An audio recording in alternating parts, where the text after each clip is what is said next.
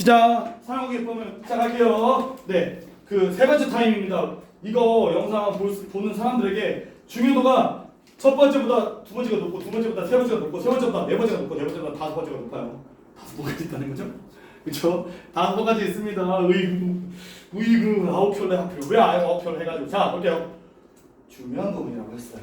그래서 이 개념을 이거하고 줘라 하나 이거하고 줘라 한동안 또 안 중요한 거 안 나오니까 자 단델이 빠져나가면서 찰스가 아니야 찰스 램과 찰스 디킨스라는 두 명을 생각합니다. 그렇죠? 찰스 램은요 뭘 의미하냐면 양심을 의미해요. 양심, 지식인적 양심. 그 다음에 디킨스는요 현실을 의미해요. 현실. 내가 누군가를 도와주고 싶은데 진짜 도와줘야겠다는 마음, 그걸 찰스 램을 의미하고요.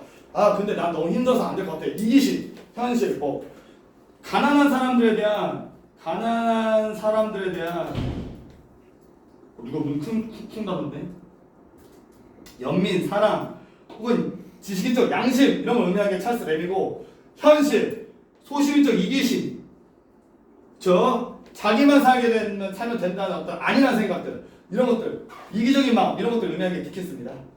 그러니까 전혀 나와 상관없는 그 두 사람이 갈마들 연속해가지고 번갈아 가면서 나를 깨어있도록 강제한대요. 이름은 똑같아.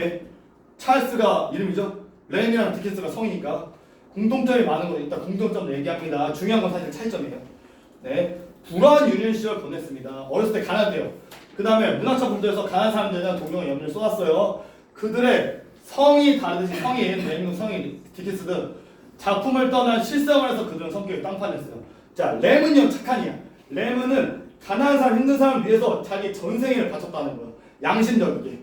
자, 정신분열증으로 지 엄마를 사랑한 누이를 돌보면서 평생을 독신으로 지내는 등 동안 글과 인간의 일치된 삶을 살았어요. 무슨 말입니까?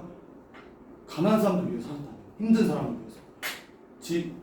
여동생이 엄마를 죽였어. 정신분열 때문에.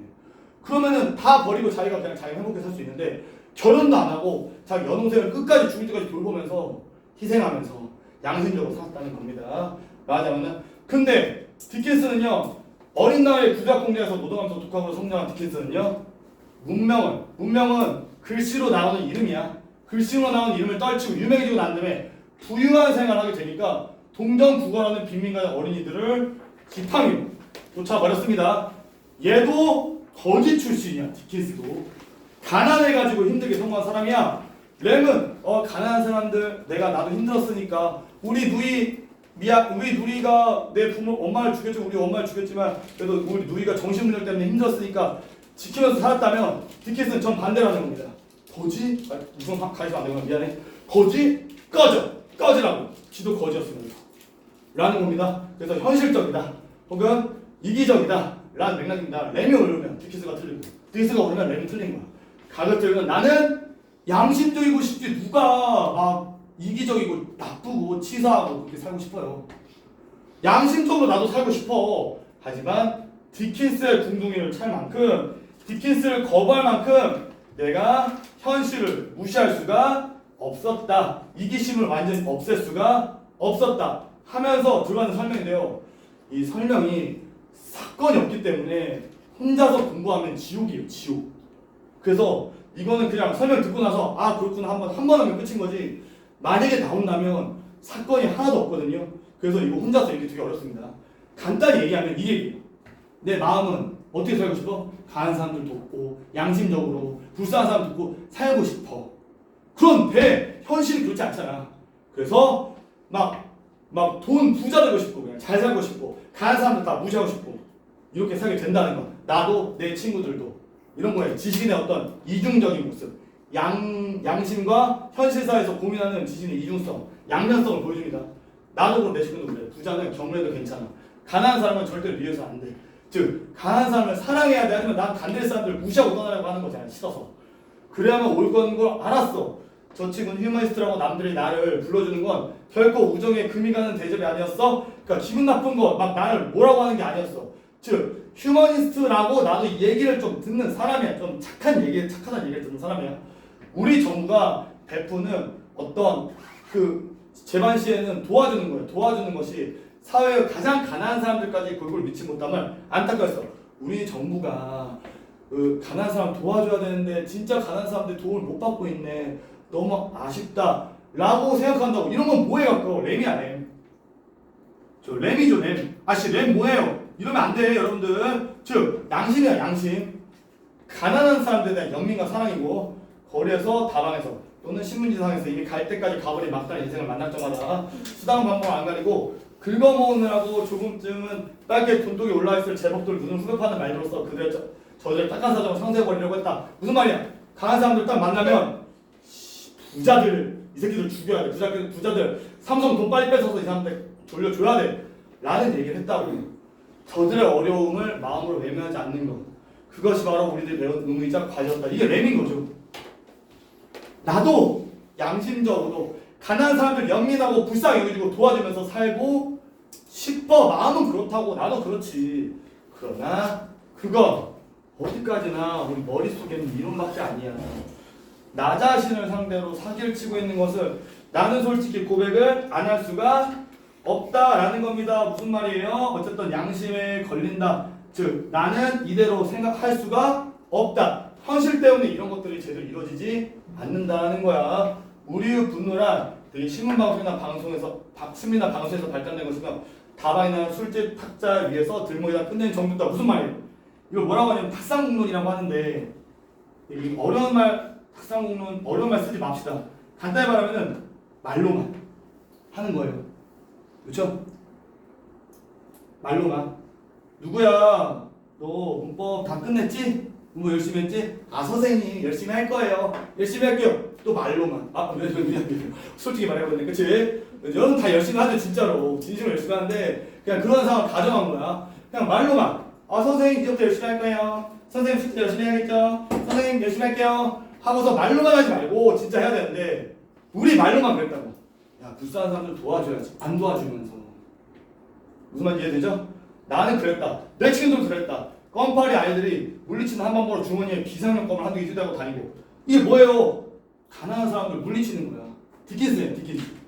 말하자면은 그치? 이런 거 무슨 느낌인지 알죠? 껌파리가 와가지고 저기요 껌 하나만 사주세요 이러면은 주머니에 일부러 껌 하나씩 들고 다닌다고. 나 껌 있어 하려고. 가난한 사람은 껌 안 사주고.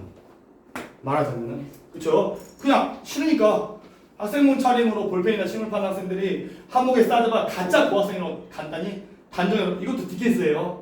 무슨 말이냐면 옛날에 고학생이 뭐냐면은 힘들게 공부하는 학생이야. 그러니까 체린이한테 가가지고 제가요 대학생인데요 돈이 없어서 공부를 못하고 있어요. 이 볼펜만 사주면 이 돈으로 공부 열심히 할게요. 그럼 뭐라고 생각해요? 돈 안 도와주면서 쟤는 가짜야. 내가 도와줄 필요가 없어 라고 생각합니다. 말하자면은 그쵸? 네, 간단히 단정해버리긴 했다. 우리는 소주를 마시면서 양주 맛이 아니고 속물적인 거죠. 꿈꾸고 수십 통의 껌값을 팁으로 던지기도 하고. 그러니까 그렇게 껌 사달라고 하는 껌파리 아이들 좀 도와줘도 되는데 그냥 나 껌 있어? 먹지도 않은 껌 보여주면서 나 껌 있어 껌 안 살 거야 라고 하는 껌도 들고 다니면서 술집 가가지고 막 술집 여자들한테 껌값 훨씬 넘는 막 팁 던져준다고. 막 버스를 타면서 택시 합승을 하면서는 자가용을 불릴 나를 기억했다. 이거 다 뭐예요? 현실이에요 현실. 이기심 현실 이런 겁니다. 내가 잘 먹고 잘 살면 돼. 이기적으로 나만 잘 살아도 돼 라는 겁니다. 그게 바로 램의 가슴 양심을 배반하는 디킨즈의 머리 현실이에요 현실. 이기적인 현실 감각이에요. 마음속으로는 가난한 사람들 도와준다고 생각하고 말로만 하고 이러면서 실제로는 가난한 사람 도와주지도 않고 나는 잘 살고 싶다 이런 생각하는 거예요. 그거는 너무 완강 강한 것이었다. 눈과 귀와 입과 손과 살 사이는 강한 노인은 제 괴리는 우려서 사실 어쩔 수 없는 것이라서 야 도리어 나는 그날 밤에 램의 공동에 걷어차면서 잠 언제 설치고 말았다. 이거 그날 밤에 뭐야? 그 단대리에서 쿠키 사건. 그 아들 던진 쿠키 고물상 아들이 쫓아가서 먹었음 이 사건. 그 사건 해가지고 야 가난한 사람들한테서 이제 거리를 두고 싶다. 이 사람들한테 벗어나고 싶다. 라고 하니까 누구 편이 된 거야 나는? 디킨스죠. 그쵸? 그냥 내가 현실적으로 잘 살고 싶은 거 아니야. 그래서 램의 공동을 쳐버립니다.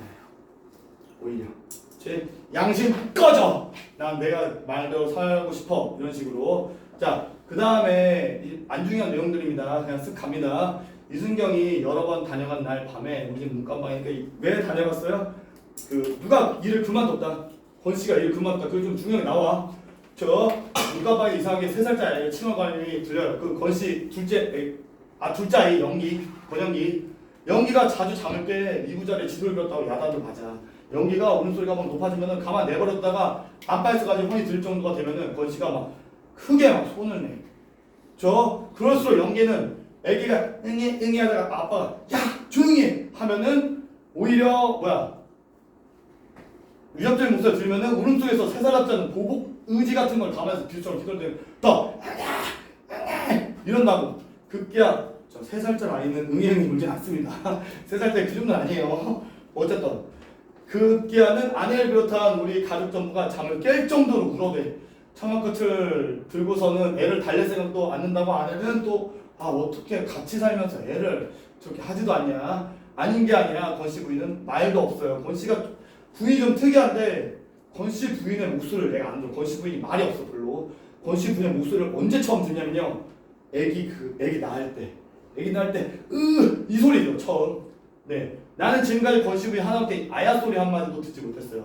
나가버릴까 보다 차라리 아빠가 멀리 나가버리고 말까봐 라고 권씨가 협박하죠. 아들 아니 아빠가 간다고 협박해버려. 그러니까 이제도 그거는 놀라울 거야. 아빠가 간다고? 약간 뚝끝입니다. 그렇지만 빨리 좀 해야 뻗으려는 울음의 꼬리를 아이는 도막도막 잘라서 상쾌나고 자추 사에 들었다 이렇게 했다는 거예요. 아침이 되어 보니까 권씨가 또 구두 닦고 있어. 얘 구두 닦는 게 뭐라고요? 자기 자존심을 막는 거야. 자존심을 지키는 행위예요. 구두 닦기에 권씨는 보통 날보다 유난히 더 열심히야. 간밤에 죄송했습니다 라고 권씨가 슬리퍼를 신은 네 발의 상대로 정중히 사과를 합니다. 이상한 일이야. 권씨의 세상스러운 사과가 너 내 손씨가 어떻느냐 하고 묻는 손씨께 그냥 두고 떨떠름해요. 학교에서 실시하는 가정방문 주간. 이게 무슨 사건이냐면요. 이번에 나온 사건은 권씨의 뭐를 발견합니까? 권씨가 노가다 뛰는 장면을 발견하죠. 그쵸? 권씨는 왜 잘린 거 아니죠? 권씨는 왜 그만뒀습니까? 자존심이 상해서 나한테 혼냈다고. 그쵸? 사람도 있는데 혼냈다고 와 열받는다 나 안 해! 라고 그만뒀습니다. 그러고 나서 일도 없는데 얘는 양복 입고 나가서 뭔가를 나가고 있어. 거기서 뭘 하고 있었다? 노가다 뭔지 알죠? 공사장에서 공사판에서 일했다는 거예요. 네, 가정방문 옛날에 가정방문 했어요. 선생님이니까 서술자가 학생 하나를 향도로 내세워서 별나라 부락이라는 곳 가서 어렵게 사는 사람들 가는 거죠. 학부형들 차례로 찾아다니는 중이었어요. 나는 때마침 어느 학교 신축 공사장 근처에 가고 있었고요. 콘크리트 골절 삥 불러서 얽히석이 엮어지는 기계는요 건축할 때 쓰는 도구예요. 머리 위로 높다랗게 보였고요. 시멘트 벽돌 등에 진 사내들은 흔들리는 널다리를 줄리져서 올리고 있습니다. 그러니까 널다리 이렇게 널판지다리 이렇게 있었다는 거임. 네, 모두들 걷어붙이고 벗어놓친 몸들이 무척이나 탐스럽고 강인해 보였는데 그 중에 유독한 사내가 내 눈길을 끌었어요. 흡사 널벅지들은 튼튼한 것들, 강한 것들 틈에 간장 둥지는 요만한 간장 담는 거죠. 외소해 가지고는 후들거리는 다리를 간식 옮기는 거 무슨 말이에요? 노가다판을 갔는데 근육이 있는 거야. 여기 근육질 있고, 저 옆에도 근육질 있고, 그쵸? 옆에도 근육질 있는데, 이렇게 근육질 있는데 옆에 누가 있어? 이거 있다는 거야. 근육 있는데 옆에 이거 있다는 거야. 이거 누구겠어? 권씨인 거죠. 맞아요. 권씨 발견이야. 심지어 권씨가 얼마나 특이하냐면은 사무복장. 왜 사무복장이냐? 이 사람은 지식노동자. 즉 지식인에 대한 자부심이 있는 거예요. 사실은 똑같은 게 하나예요. 구두야 구두. 사실은 네 비계가 그 놓는 거 공사에서 놓는 거 바로 밑까지 접근해서 사내 얼굴 즉 권씨 얼굴 확인한 다음에 외치죠. 권 선생. 거기 있는 거 권 선생 아니요? 그 순간 벽돌자 하나가 똑바로 내 머리를 사고 떨어져 놓친 거죠. 잽싸게 몸을 피했기 때문에 다치진 않았어. 서둘러 널다리를 내려온 권씨가 내 앞에 섭니다. 진짜 권씨야.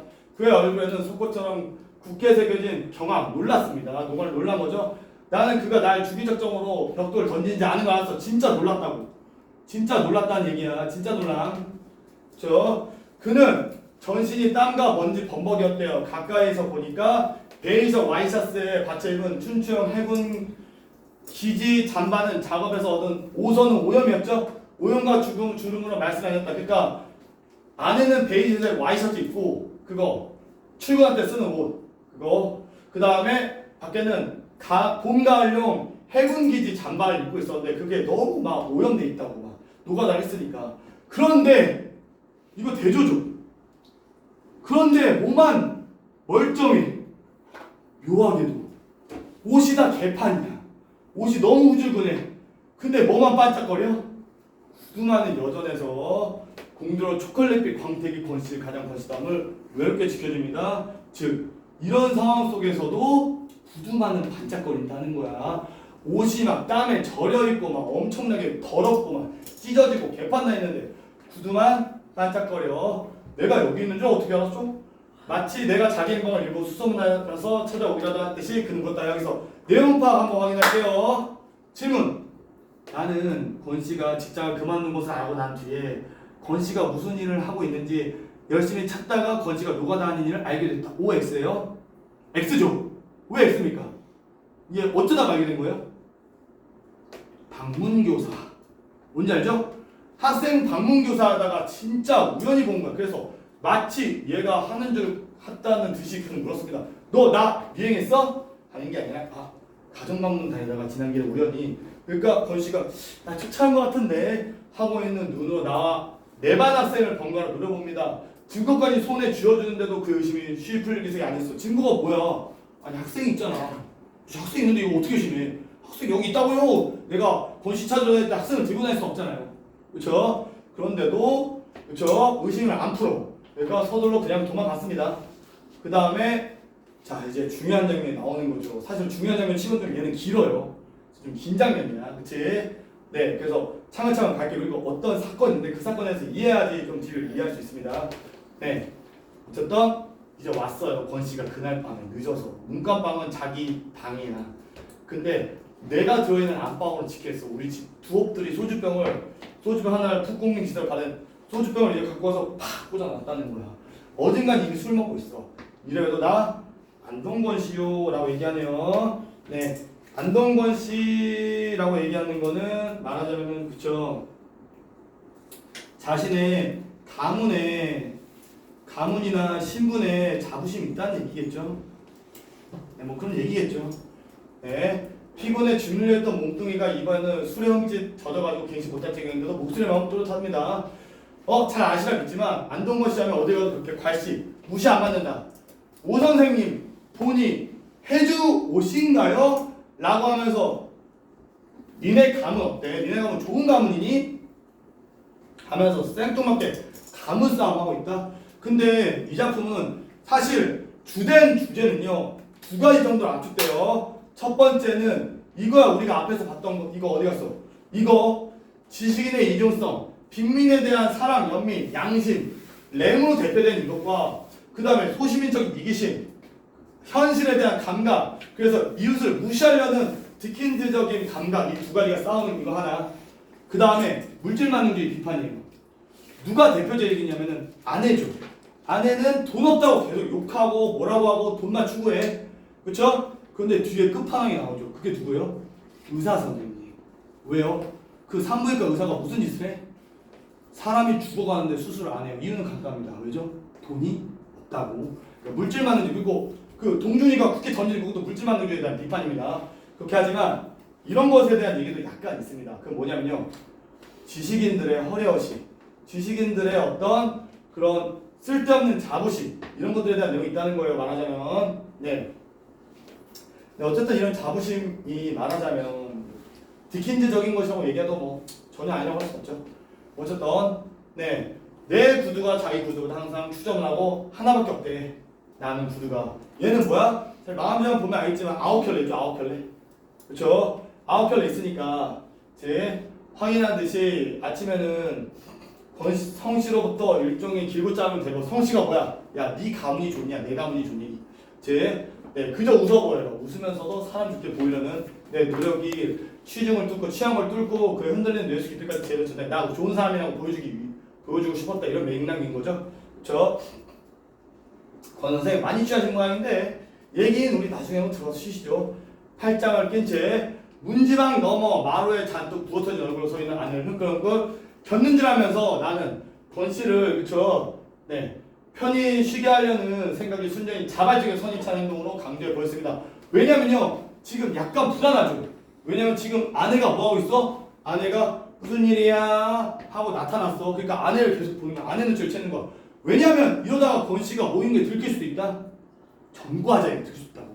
아내는 응 권씨 싫죠? 하는데 뭐 전과자 개 싫어 이럴까봐 그치? 아내 내 의도는 난 착해. 널 그냥 쉬게 해주고 싶어. 라는 선의에 찬 행동이다. 널 쉬게 해주고 싶다. 자발적이고 선이다. 사실은 아내 때문에 지금 아내 전과적인 거 들킬까봐 지금 걱정하는 건데 그쵸? 권 씨가 근데 딱 뿌리칩니다. 그 다음에 엉덩이 다시 반쯤 강제로 일어나서 이거 안 쳤다가 반쯤 강제로 이렇게 이렇게 했다가 다시 이제 앉아버려요 권 씨는. 네. 그 다음에 야 완전 테토나 이런 남자 어떻습니까? 병뚜껑 캉 해가지고 이빨로 빼버립니다. 그쵸? 네. 그러면서 밝혀요. 여기서 밝힙니다. 전과자하고 친구하기 싫다 이겁니까? 하지만 어림도 없어요. 오는 내 기필코 할 말 다 하고 물러가리다 라고 하면서 지가 전과자인 걸 스스로 밝힙니다. 그쵸? 전과자라고요? 하면서 눈이 벌어질 만큼인 이만큼이나 되어가지고 거의 이성일 정도 냉큼 뛰어들어왔어. 누가? 아내의 음성이 자연히 깜짝 반기는 투와 구별할 수 없습니다. 전과자라고요? 라고 하는데 이거 반기는 거야? 아니면은 킹 받은 거야? 당연히 킹 받은 거야. 반기는 투가 당연히 아니죠. 뭔 세상에나 방금 전과자라고 하셨죠? 지금 두 분이서 누구 얘기하시는 거죠? 세상에나 아주머니 모르고 계셨습니까? 오 선생이 얘기하지 않던가요? 바로 제 얘기입니다. 자 여기까지.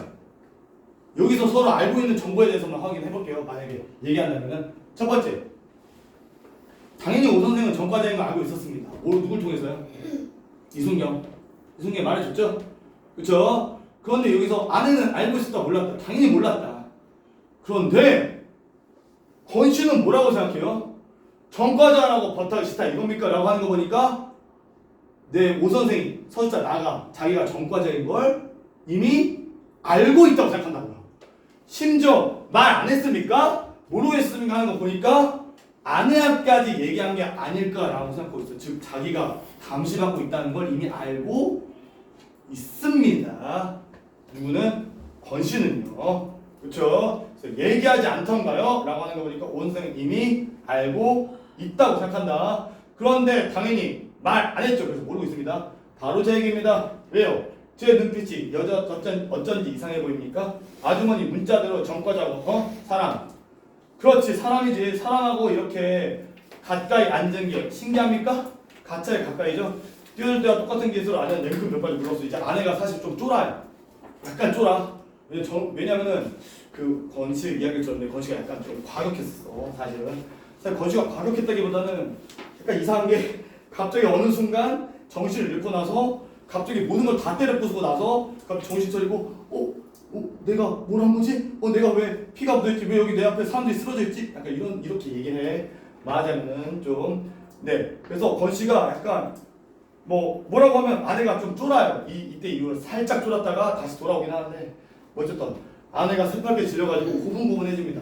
권 씨가 앉으라면 앉고 들으라면 듣는 자세를 취합니다. 앉으세요. 네. 들으세요. 네. 그렇죠? 근데 목이 앞정갱이가 이 목이 앞정갱이 다리인데 그거 하나 분지를 힘도 없는 놈이야. 나는 힘이 없어. 조금 더 겁내실 필요 없어요. 편안한 마음으로 부부 두 분이서 제 얘기를 좀 들어주십시오. 잠깐이면 돼요. 라고 해요. 그때까지도 나는 적당히 권 씨를 구슬러서 문간방으로 돌려보낼 기회만을 나는 어떻게든 노리고 있었다고 합니다. 그쵸? 그냥 대충 어떻게든 돌려보내고 싶었어.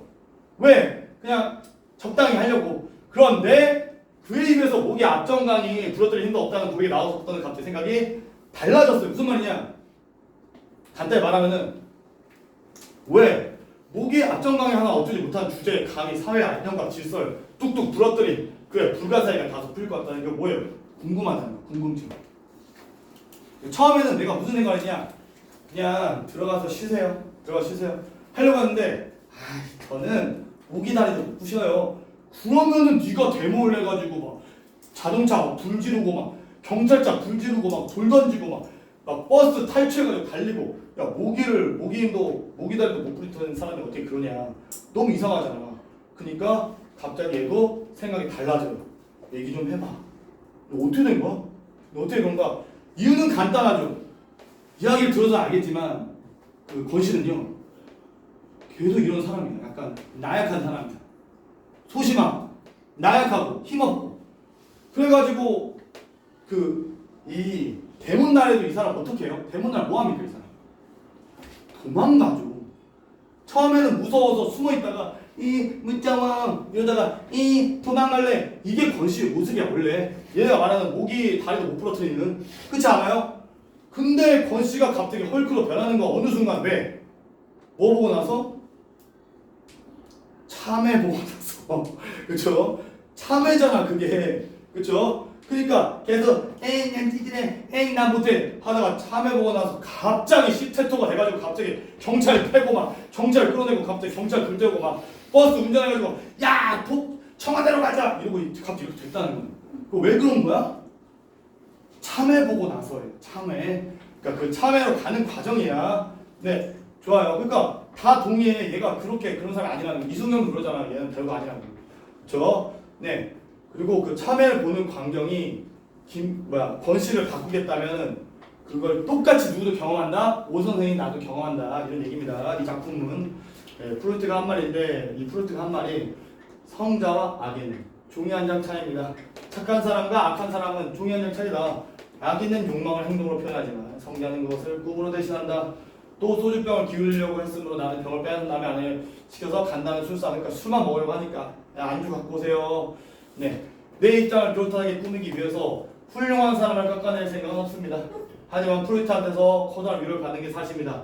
내가 전과자가 될 줄 미리 알고서는 일찍 그런 위로의 말을 준비해둔 것입니다. 그러니까 즉 자기도 자신이 전과자가 될 생각을 못했죠. 왜냐면 소심한 사람이야. 진짜 정말 뭐 힘도 없고 정말 뭐 할 수 없는 그런 사람이야. 사실은 네 술상이 들어오고요. 먹다 남긴 돼지찌개 맛있어 보이는데 제가 끼일 때마다 보는 밑반찬 두 가지가 전부 뭐 별건 없다요. 1차로 한 잔 주고받고 이제 말합니다. 물독에 빠진 생쥐처럼 잔뜩 비를 맞던 저 화요일 얘기가 이제부터 시작됩니다. 저 길고 긴 화요일 이야기. 이게 바로 이번 수업과 중반부의 거의 핵심적인 내용이고요. 권씨가 왜 이렇게 된지에 대한 내용이고요. 후반부에 그 애기 때문에 그걸 빌리는 사건 하나와 사실은 화요일 날 이걸 하는 이 사건. 이게 사실은 광주 대단지 사건이에요.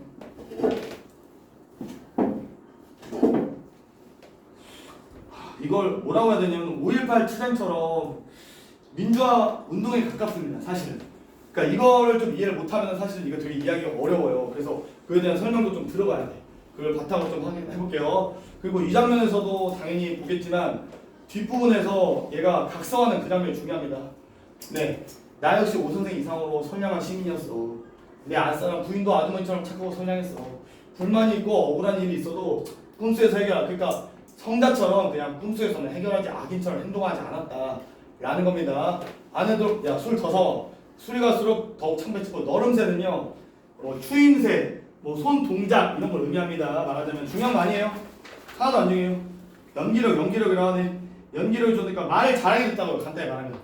네, 술이 그를 짓거리도록 시키고 있음이 분명했다. 그런 말이다.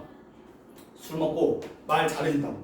진짜 이게 맞는 말인 게 내가 몽골 친구가 있었어. 갑자기 생각났네. 몽골 친구가 있었어. 몽골 사람이었어. 이름이 샥다르소의 해철바야였어. 그 사람 이름이 그치? 근데 사실 샥다르소의 이름이고 해철바야는 걔 아버지 성인가 그럴 텐데 뭐 아버지 이름이 중요한 거 아니고 샥다르소의 아버지 이름이나 잘 모르겠는데 걔가 한국어를 진짜 못해. 잘 못하는데 아싸 김구가야 너 나 좋아하냐? 막 맨날 술 먹고 막 이런 얘기 하는데 술만 먹으면 갑자기 말을 잘해줘. 갑자기 한국 사람이 되는 스타일. 얘도 술 먹고 갑자기 말 잘해주고 있는 거야. 모든 게 무리였죠. 우선 나 같은 인간이 태어난 그 자체가 무리였고 자기에 대해서 비하하죠. 장질부사나 복막염은 그냥 병이야. 그 당시 잘 걸리고 죽었던 병. 죽을 게 다 놓치고는 이런 병 걸렸는데 안 죽고 아둥바둥 살아나서 처자식까지 거느린 게 또 문제였고 광주 단지에다가 집을 마련한 게 무리였고 이래저래 무리 아닌 게 하나도 없습니다 하면서 광주 단지가 나오면서 광주 대단지 사건이 나옵니다. 그러면서 지상 낙원이 들어선다는 소문이 특히 없는 사람들 사이에 굉장히 또 진짜 퍼져나오고 있었다 라고 하면서 과거 시점으로 거의 얘기가 들어가요. 이거는 사실은 말하자면 누가 얘기한 내용이냐면은 권씨가 나한테 얘기해준 내용인데 좀 한번 고민해봐. 이 부분부터 나오는 장면들이 좀 신기한 게 권씨가 나에게 이야기한 내용인데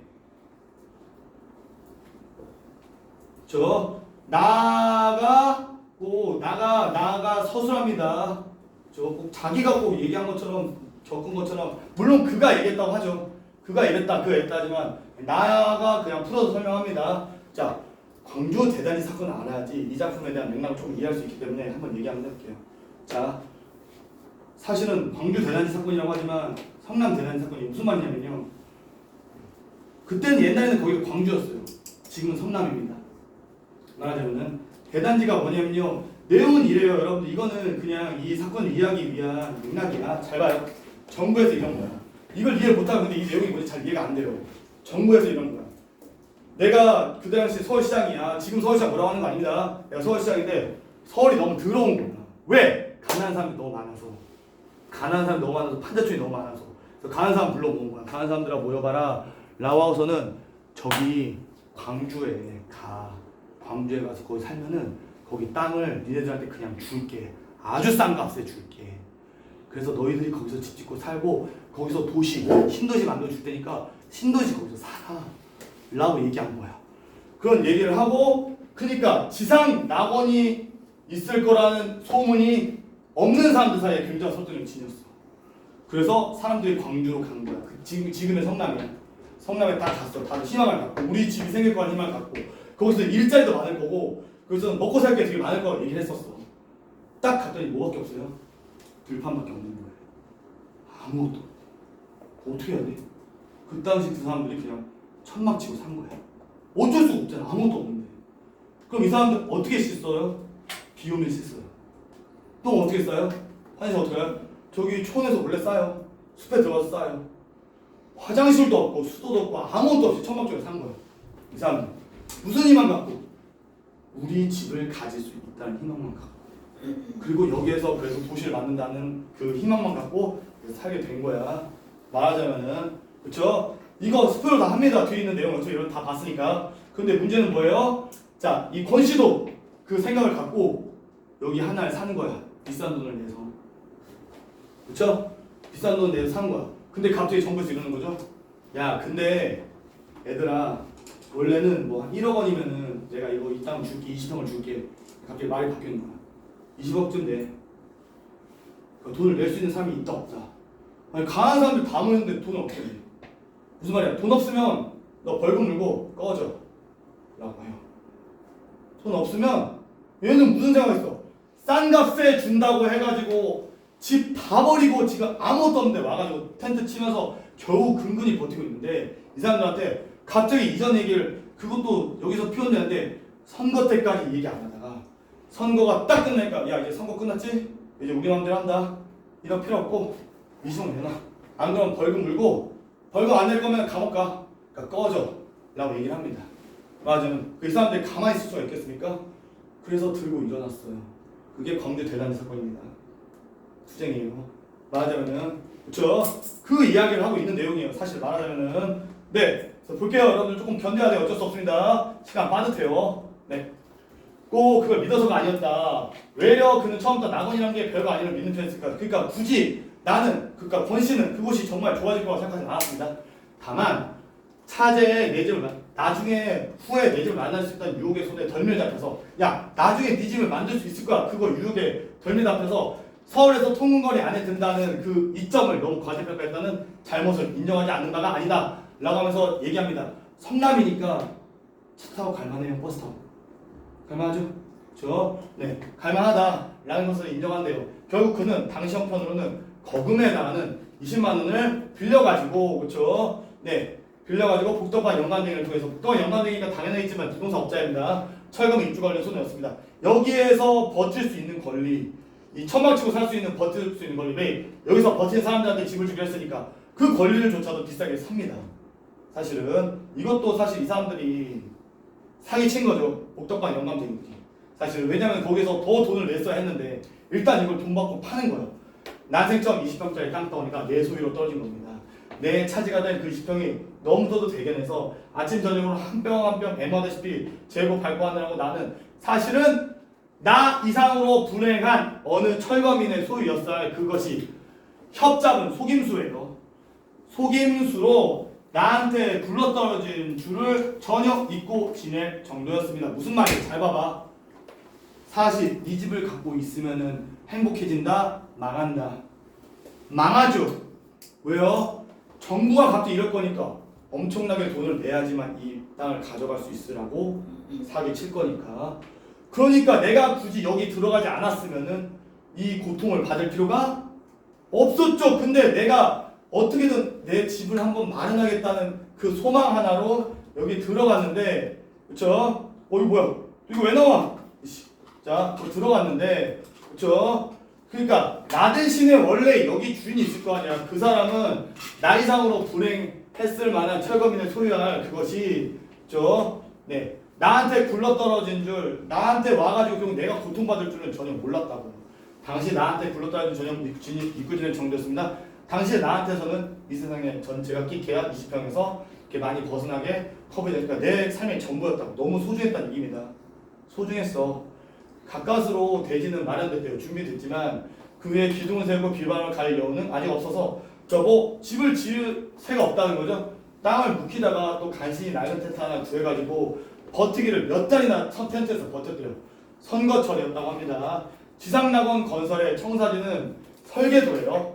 갖가지 공약들, 뭐 그거에 대한 공익들이 한해하게 첨가됐어. 야, 여기에 딱 있으면 이거 잘해줄게. 거기 있으면 이거 잘해줄게. 왜? 선거철이니까 선거철만 잘 보이려는 정치에 대해서 비판하는 거야. 곳곳에서 기공식들이 화려하게 벌이고 뭔가 만들었다, 뭐가 만들 거야 이런 거 하고 건설 붐이 일어나고 당장 맞벌이 나프파리들 일하는 사람들이 천국이 눈앞에 현실로 바짝 당겨졌어요. 그러니까 일하는 사람들이 열심히 일하면서 뭔가 계속 만들어지고 있었다는 겁니다. 갈수록 선거 열풍이 거세님과 더불어 집가는 땅값이에요. 땅값이 열나게 뛰고 사람값은 중정도름을 하고, 그러니까 얼마 안 올라갔다는 거죠. 그 사이에 부동산 투기업자들 홀 날아다니고, 권씨는 생각하기를 이와 같은 움직임 모두가 자기하고는 하등 상관없는 것이다. 그런 생각이 얼마나 잘못되었나를 그는 선거 끝났을 때 20쪽짜리는 좋지 않은 정부입니다. 좋지 않은 정부 밑에서 벼락이 머리에 닿았듯이 비웁니다. 아찔하게 확인했습니다. 그쵸? 무슨 말이냐면요, 뭔가 정신없이 일어났어. 하지만 나와 크게 상관없겠지. 그냥 시간이 지나면 나는 20평짜리 내 땅을 얻고 거기다 내 집을 짓고 서울에 출근하면 살 수 있겠지라는 희망을 갖고 있었다고. 말하자면은, 네. 근데 국회의원 선거가 끝나자마자 바로 애들이 바뀌었다고. 이틀 만이었어도 지난 다음에 많이 바꿔도 그냥 그러려니 했을 거라 생각해. 근데 어제 끝났으면 오늘, 즉 바로 다음 날에 선거 끝났으니까 이제 너희를 죽여줄게, 너희들 땅 뺏어서 정부가 쓸게, 이런 식으로 정부가 그렇다고요. 실제 있었던 일이죠. 한 장의 통지서가 배부되어 왔습니다.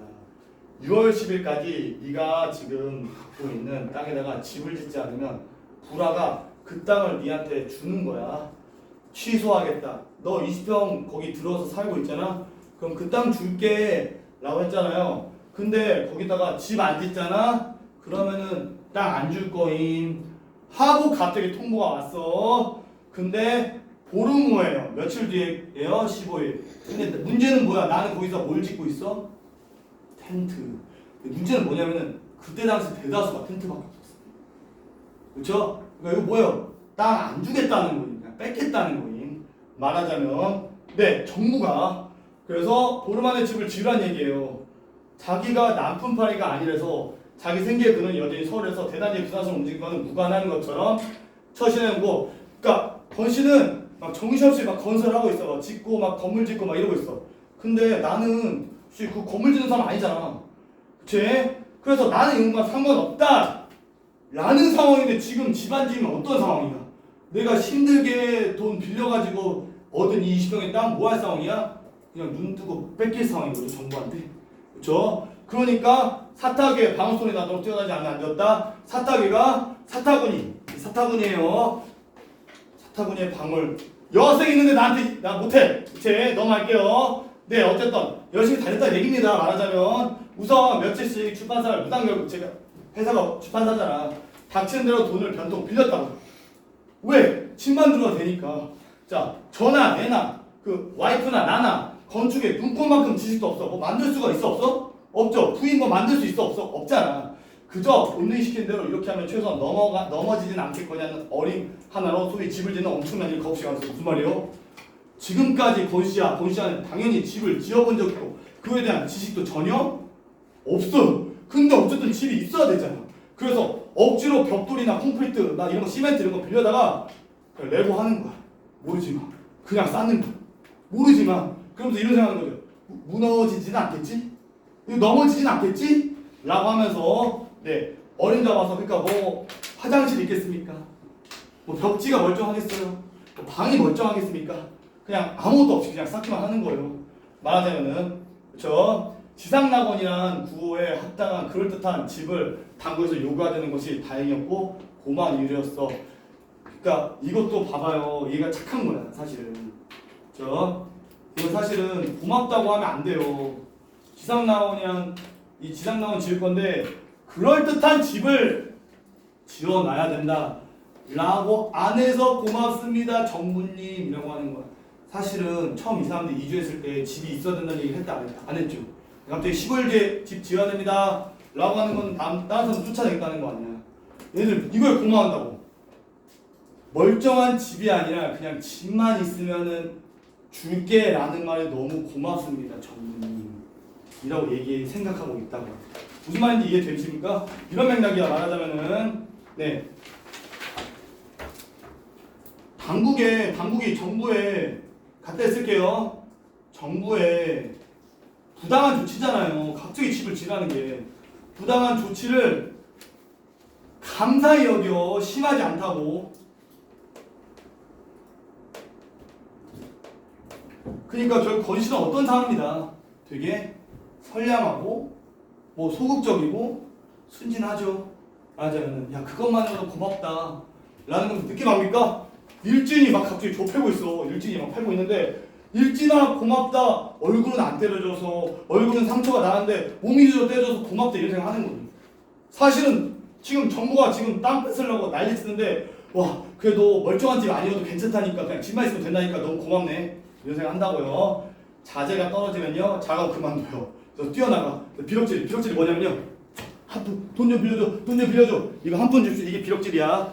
비럭질을 하다시피 돈을 빌려요. 그 다음에 재료를 대요. 그 몇 번은 거듭하는 거. 그러니까 레고 쌓기 하다가 벽돌 부족하네. 그럼 나가. 돈 좀 빌려주세요. 해가지고 돈 빌린 다음에 또 벽돌 몇 개 사. 또 쌓아. 좀 부족하네. 돈 좀 빌려주세요. 이걸 여러 번 했다. 그렇죠? 그리고 사면에 벽이 세워지고 벽 4면 세우고 그러니까 벽 4개만 있는 벽 4면만 있는 거야. 지붕도 어떻게든 만들었습니다. 네, 제 보름도 걸리지 않습니다. 15년 안 걸렸어요. 네, 지식은 전혀 없이 그냥 만들었다는 거죠. 외형이나 실질이나 아무튼 자기가 원하고 당구에서 요구한 그 집이 드디어 완성되었다. 저 개판이지만 뭐 이거 벗을 수 없겠죠. 사실 이런 집은 서둘러서 집을 짓도록 명령한 당구에다 외로 감사판이었어요. 여기 나오죠 또. 저 감사하지 않아 사실은. 네, 우리는 한달날집 고대광실은 커다랗고 멋진 집이에요. 말하자면 거대고 멋진 집. 든 기부로 둥둥 떠서 지냈습니다. 그 한 달 내내 마누라는 은경이년 첫째 딸이죠. 첫째. 그래갖고 졸졸 쥐어짜기만 했어요. 와 드디어 우리 집도 생겼어. 드디어 우리도 집이 생겼어. 우리도 땅이 생겼어. 이제 우리 거가 되는 거야. 라고 하면서 행복했다는 거예요. 그쵸? 네, 그렇게 행복하게 끝나지가 않죠. 그리고 이제는 이 땅을 뺏겠다는 확실한 통지서가 옵니다. 그 통지서가 이 와요.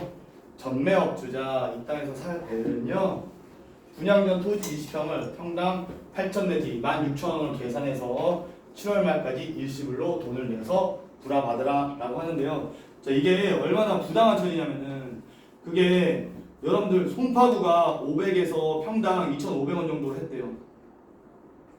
송파구 어디죠? 잠실이에요. 잠실보다 훨씬 더 비싼 값에 이 땅을 사라는 거야. 처음에는 20평에 한 2,000원이면 살 수 있다 라고 말해놓고서는 이제 진짜 가서 이제 준비하니까 아닌데, 그러니까 처음에는 1억이면은 너 집 20평 줄게 라고 해서 애들 다 떠나게 한 다음에 떠나고 나서 이제 진짜 이제 주기 직전에는 20억 정도는 줘야 되겠는데 라고 갑자기 말을 바꿔버리는 거예요. 그렇죠? 당연히 권씨뿐만 아니라 다 가난한 사람들이에요. 이 돈이 있다 없다? 아무도 없죠. 뭔 말이에요? 다 뺏겠다라는 겁니다. 말하자면은. 네. 그래서 그걸 불화받아라. 심지어 기한 내에 납부하지 않으면은 계약 해지, 즉 너한테 땅 안 줌. 법에 의해서 6개월 이하의 징역이나 30원 이하의 벌금을 과하도록 하겠다라고, 심지어 자기네들이 사기 쳐놓고 자기 말 안 들으면은 그 감옥 보내거나 돈을 내게 하겠다라고 합니다. 그것도 기한이 보름이었어요. 보름 되게 좋아합니다. 커피 타면 보름 안에 해내라는 거예요. 이거는 뭐예요? 냉소적 어투예요. 이 말이 되냐? 보름 되게 좋아하네. 또 이걸 보름 안에 절대 할 수 없다는 거죠. 사실은. 그리고 이게 또 미친 게, 이걸 사실은 누가 얘기하면 서울시가 했어요. 왜 서울시가 했냐면요, 서울시가 자기 시에 있는 가난한 사람들 다 쫓아냈잖아. 그 땅 주기로 한 상태에서. 그렇죠? 문제는 뭐냐면은 경기도에서도 얘기하는 거야. 너 토지 얻었으니까 부가세 내. 그러니까 뭐야, 서울에서 내야 돼? 경기도에 내야 돼? 그러니까 둘이 관할과 소속이 각기 다른 서울시와 경기도가 똑같이 괴롭힌다고. 서로 맞추지도 않고 주민들이 거의 초중고 죽으려고 해요. 그렇죠? 그래서 광주 대단히 토지 불화 가격 시정 대책위원회, 돈 받는 거 가격 좀 조절하자라는 대책위원회가 생겼는데요. 저 김일의 임의단체가 조직되었는데, 대책위원회는 꼭 투쟁위원회, 즉 싸우자, 안 되겠다, 우리 싸우자, 이거 우리 뺏어내자 라는 걸로 개칭됐대요. 식자가 뭐예요? 식자 지식이에요. 지식. 머릿속에 지식 꽤나 든 것으로 알려져 있는 그 누구예요? 권씨잖아. 권씨는 어때요? 대학 나온 사람, 똑똑한 사람이죠? 그런 같은 배를 탄 전명업자들에 의해서 대책위원회가 투쟁위원을 고루 역임하게 되었다. 그러니까 권씨는 대책위원과 투쟁위원을 맡게 됩니다. 둘 다 맡게 돼요. 무슨 말이냐? 자, 권씨가 자기 원했다, 안 원했다. 원하지 않죠. 자기는 이거에 관심 안 가지려고 이렇게. 심지어 투쟁하는 그날조차도요. 그런데 너무 하기 싫지. 왜냐? 나는 지식인이야. 이런 가난한 사람들, 거진 사람들과 나는 다른 사람들이야 라는 생각을 계속 유지하고 있다는 거예요. 그렇죠? 그래서 이 사람들이 공부 좀 잘하잖아. 너 대학교 좀 나왔잖아. 너 여기서 중요한 역할에 임원 맡아. 뭐 부회장해. 너 서영이 뭐 한다며. 부회장해. 이런 것들을 해가지고 시켰다고. 왜? 공부를 잘하니까. 머리가 똑똑하니까. 그렇죠? 그런데 당연하겠지만 얘는 그럴 마음이 전혀 너무 없었어. 감투는 얘의 직책이에요. 높은 직책에 축에 든다면 분에 넘치는 감투였어. 이유는 간단합니다. 얘는요, 능력이 없었고요.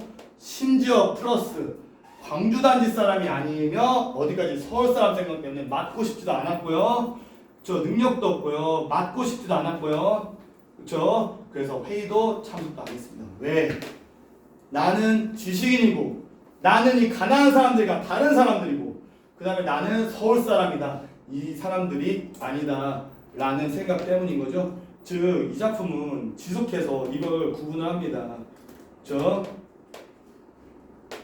얘가 램의 마음으로 광주 사람들과 함께 이걸 이겨내자. 양심적으로 이 사람들과 함께 힘을 모아서 이 사람들과 함께 이 땅을 우리가 지켜내자. 정부가 우리를 속이는 거잖아. 하려면 도움이 될 수 있는 사람이겠죠. 그렇죠? 근데 자꾸 이거 간다고요. 뒷김질 간다고요. 나는 얘네랑 달라.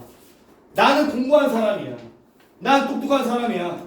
나는 괜찮은 사람이야. 얘들과 같은 사람이 아니야 라고 생각했기 때문에 계속 거부해요. 중요한 장면이 뭐예요? 이 투쟁이 일어나는 날에 일어나는 거죠. 그렇죠? 그날조차도 얘는 여기 디킨즈에 속했죠. 그렇죠? 그런데 뭘 보고 갑자기 여기로 되돌아온다? 갑자기 여기로 되돌아오고 갑자기 투쟁에 참여한다? 그게 뭐다? 참회다 라는 겁니다. 결국은 참회 보고 돌아온다, 뭐 이런 얘기예요. 말하자면 지금부터 쉬는데 진짜 많이 못 쉬거든요. 5분에 시작할 수밖에 없어요. 지금 7분인데 10분이 약간 못 쉬어요. 꼭 푹 쉬었다가 바로 가야 됩니다. 그치? 네.